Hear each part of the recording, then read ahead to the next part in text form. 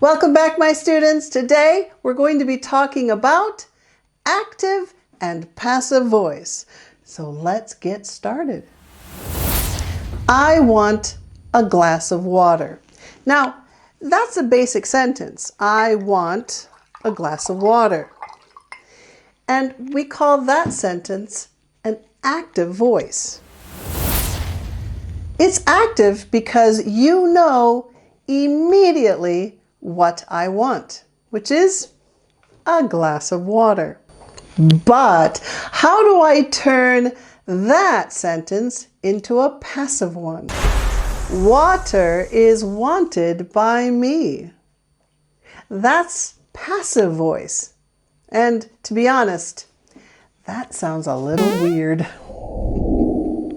Active voice is when the subject performs the action.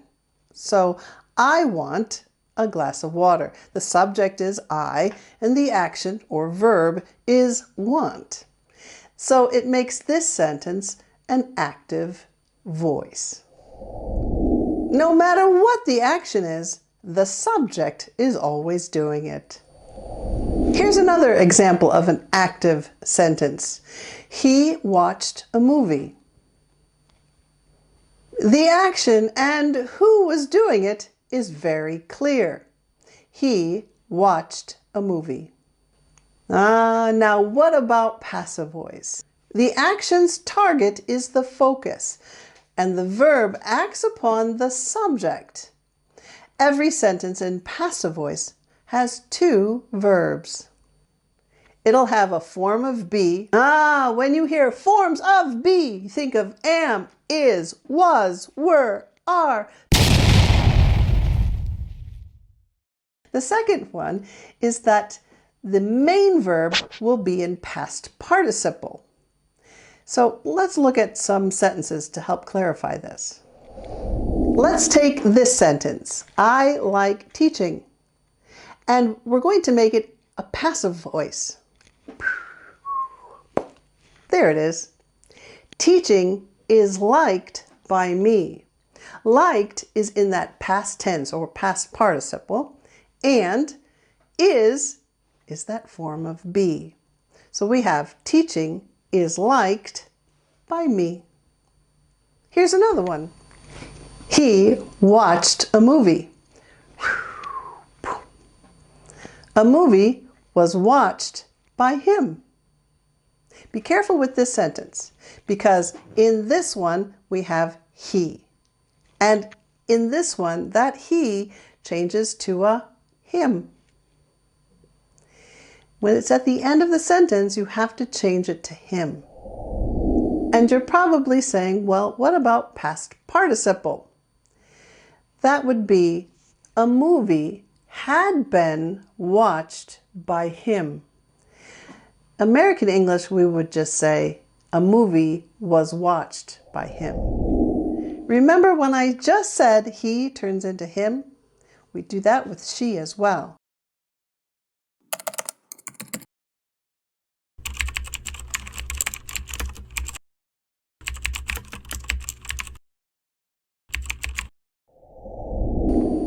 She will write a story. That's the active sentence. And in passive, a story will be written by her. She turns into her at the end. And we use the future tense. Will be. A story will be written, there's that past participle, by her. Passive voice sentences are usually longer than active voice sentences. And come on, let's be realistic. When we're texting, we're using shorts, LOL, BRB, and so on. So who wants to speak in passive voice? I'll tell you. Passive voice doesn't need a preposition. That preposition is by whom, by me, by her, by him. It doesn't always need that information. Let's look at some examples. He paid the bill. That's the active voice. And passive, the bill was paid. We don't need to say by him. We don't need to say that because maybe we already know this information. The bill was paid. Passive voice. But keep in mind that the active voice is more effective than the passive voice. But sometimes you do need passive voice. But when? When do we need to use passive voice?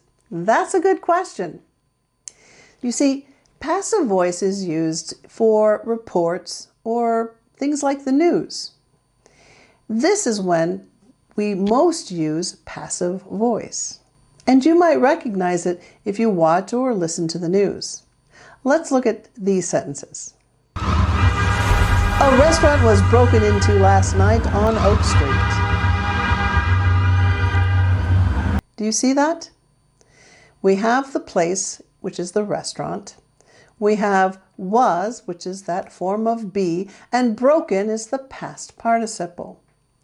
But we don't know by whom or by what. So we don't have that information, so we can't give it to you. Cash was stolen from the register. Cash is what was stolen, and was past tense, and stolen past participle. Cash was stolen. By whom? By what? We don't know. So you can see that the preposition at the end is not needed, and we just don't have that information. In these kinds of reports, the passive voice is used to emphasize the action that occurred rather than the individual or group who committed the action.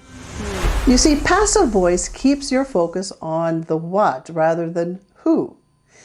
Some scientific reports might say something like, mice were placed into a maze.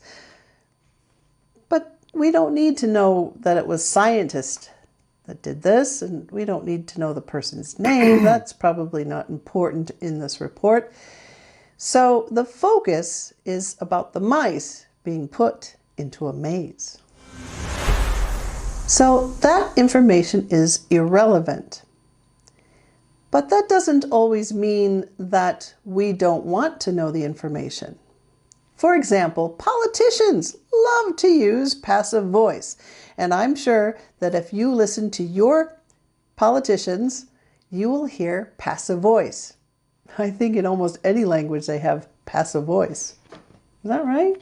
Well, I'm going to assume that this is what you might hear. Mistakes were made. That's it. That's all the information. You don't know who made the mistakes, but mistakes were made. What were the mistakes? Well, that isn't in the report. All I can say is that mistakes were made.